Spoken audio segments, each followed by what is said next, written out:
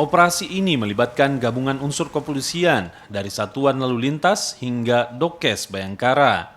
Selain pengamanan Natal dan jelang Tahun Baru, edukasi penerapan protokol kesehatan juga dilakukan di sejumlah fasilitas umum dan tempat keramaian. Warga yang ditemukan berkerumun dan tidak memakai masker diharuskan rapid test di tempat dan diberikan masker gratis. Patroli skala besar yang melibatkan unsur kepolisian ini diharapkan dapat menekan angka penyebaran COVID-19. Patroli ini akan terus dilakukan dengan pelaksanaan waktu yang berbeda-beda. Tugasnya mereka melaksanakan patroli adalah membuat atau menciptakan rasa aman pada masyarakat di hari perayaan Natal ini. Dan di samping itu juga menghimbau masyarakat untuk melaksanakan protokol kesehatan. Di mana kita ketahui bahwa Makassar saat ini sedang angka COVID, penyebaran COVID cukup tinggi.